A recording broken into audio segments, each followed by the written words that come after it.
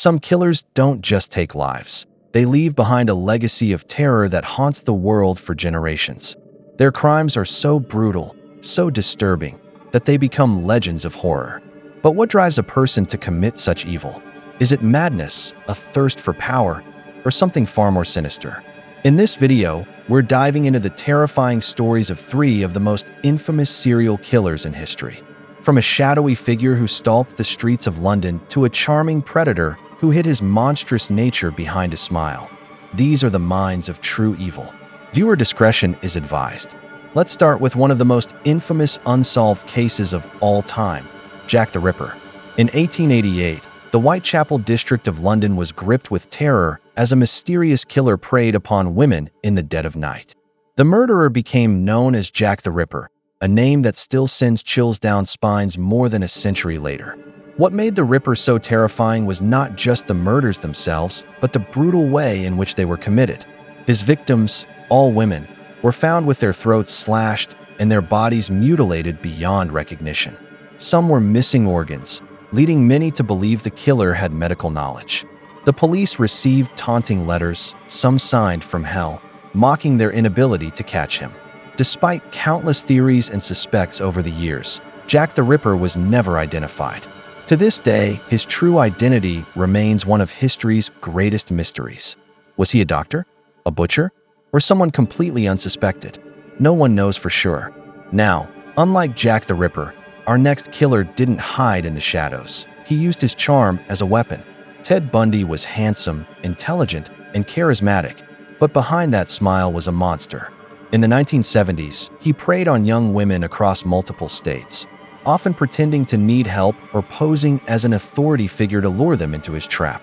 Once he had them alone, he would kidnap, torture, and kill them. Bundy's ability to blend in made him especially dangerous. He was studying law, had a girlfriend, and even worked on political campaigns. No one suspected that behind his friendly demeanor, he was living a double life as a sadistic killer. Even after being arrested, Bundy managed to escape jail twice before finally being caught for good. At his trial, he defended himself in court, charming the media and even receiving marriage proposals from admirers. But the evidence against him was overwhelming. In 1989, he was executed in the electric chair, finally ending his reign of terror. He confessed to killing at least 30 women, but many believe the real number was much higher. But if you thought Bundy was disturbing, wait until you hear about Jeffrey Dahmer. He didn't just kill, he did something far worse.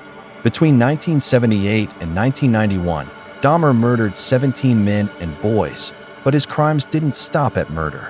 He was known for keeping his victims' body parts, engaging in necrophilia, and even cannibalism. Dahmer would lure young men to his apartment, promising them money for photos or simply inviting them over for drinks. But once they stepped inside, most of them never left. He drugged them, strangled them, and then kept their bodies in horrific conditions. When police finally searched his apartment, they found human skulls, body parts in the fridge, and photographs of his gruesome crimes. What's even more chilling is that Dahmer appeared calm and soft-spoken when he was arrested. In interviews, he admitted to his crimes with no remorse, describing them in horrifying detail. In 1994, while serving time in prison, he was beaten to death by another inmate. His own nightmare had finally come to an end. These three men left scars on history that will never fade. Their crimes serve as a chilling reminder of the darkness that can exist within the human soul. But what drove them to kill? Was it something in their upbringing? A psychological disorder? Or something even more terrifying? Let me know your thoughts in the comments below, and don't forget to like, share, and subscribe for more true crime stories.